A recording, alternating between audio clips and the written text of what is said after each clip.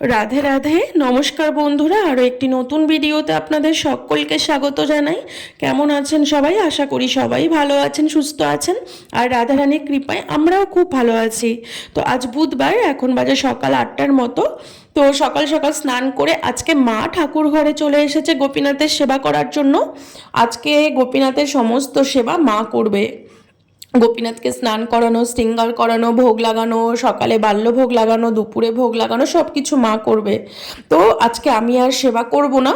তো তোমরা সকলেই বুঝতে পারছো আমি কেন সেবা করব না আজকে।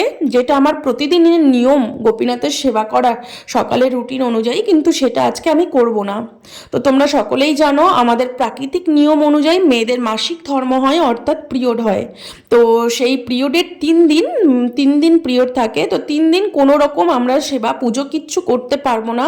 ঠাকুর ঘরে ঢুকতে পারবো না, রান্নাঘরে ঢুকতে পারবো না, আমরা ভোগ লাগাতে পারবো না, রান্না করতে পারবো না, কোনো কিছুই করতে পারবো না। তো দেখো, আমি প্রথমেই বলে নিচ্ছি, লজ্জার কোনো বিষয় না এটাতে। তো এগুলো আমাদের প্রাকৃতিক নিয়ম অনুযায়ী হয়। তো এর মধ্যে কিছু জানার বিষয় আছে। তো এর আগেও আমাকে একজন কমেন্ট করে একজন দিদিভাই বলেছিল যে তোমাদের বৃন্দাবন ধামে তোমাদের মাসিক হলে, অর্থাৎ পিরিয়ড হলে তোমরা কিভাবে সেবা করো, তো কিভাবে ভোগ লাগাও। যার ফ্যামিলিতে একা আছে, বিগ্রহ আছে, অর্থাৎ একা আছে, কেউ প্রসাদভোজী নেই আর চারপাশে, তখন তার কি করা প্রয়োজন। তো স্বাভাবিক এগুলো আমাদের মনে প্রশ্ন জাগে।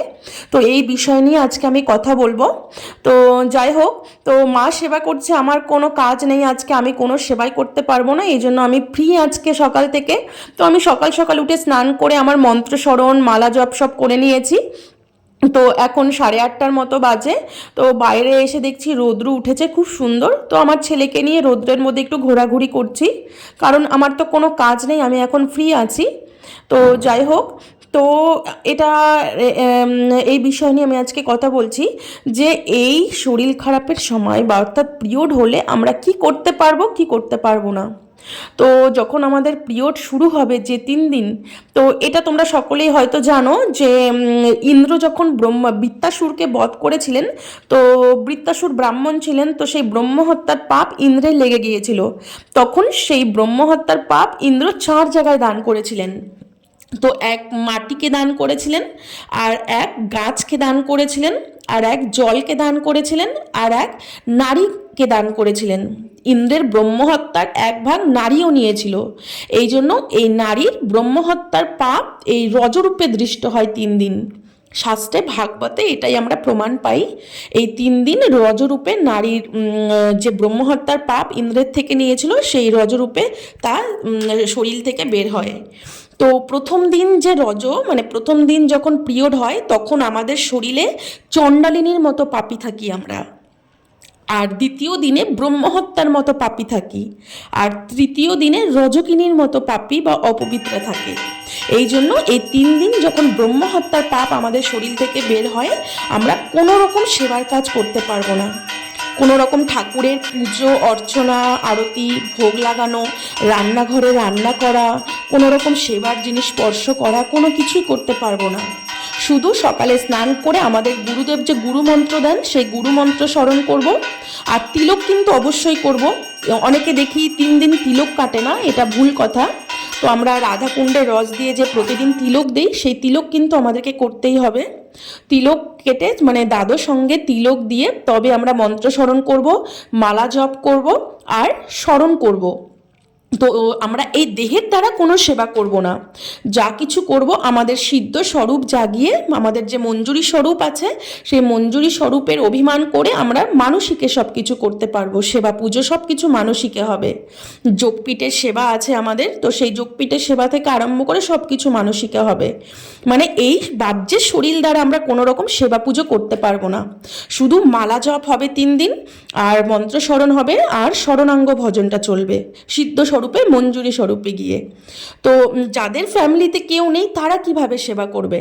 তো অনেকেও বলেছে যে বৃন্দাবন ধামে তোমরা কিভাবে করো। তো বৃন্দাবন আর বাংলা বলে না, বৃন্দাবন ধামে যারা আছেন আর বৃন্দাবনের বাইরে যারা আছেন সবার জন্য একই নিয়ম। তো এই 3 দিন যাদের ফ্যামিলিতে কেউ নেই, যারা একদম সিঙ্গেল একা আছো, তো তারাও কিন্তু কোনো রকম সেবা করতে পারবে না। ঠাকুরকে 3 দিন কোনো রকমভাবে ভোগ লাগাতে পারবে না, 3 দিন কোনো রকম পুজো অর্চনা কিচ্ছু করতে পারবেন না। যা কিছু করার সিদ্ধ স্বরূপ জাগিয়ে মানসিকের সেবা করতে হবে। তো শাস্ত্রে এটাই বলা আছে, সেবা, পুজো, ভোগ লাগানো, 3 টাইম 4 টাইম যা ভোগ লাগানো সমস্ত কিছু মানসিকে আমাদেরকে ভোগ লাগাতে হবে। যার ফ্যামিলিতে কেউ নেই, হয়তো যার ফ্যামিলিতে কেউ আছে হয়তো তারা নিরামিষ খায় না, আমিষ খায়, তখন তারা এটাও শাস্ত্রে বলা আছে আমিষ লোক আমিষ খেয়ে কিন্তু বিগ্রহ সেবা করতে পারবেন না, কোনো রকম বিগ্রহ সেবা করা হবে না আমিষ খেয়ে। তো তখন সে ঠাকুরকে হয়তো ফল, শুকনো কিছু ভোগ লাগাতে হবে, ফল ভোগ লাগিয়ে দিল কিংবা মিষ্টি ভোগ লাগিয়ে দিল, কিন্তু এটাও করা মানা আছে আমিষ খেয়ে বিগ্রহ সেবা করা। তো আর চারপাশে আশেপাশে পাড়া প্রতিবেশী যদি কেউ এখন প্রসাদভোজী থাকে তাকে ডেকে এনে সেবা করাতে পারো। আর তেমনও যদি কেউ না থাকে তাহলে তোমাকে সমস্ত কিছু মানসিকে সেবা করতে হবে।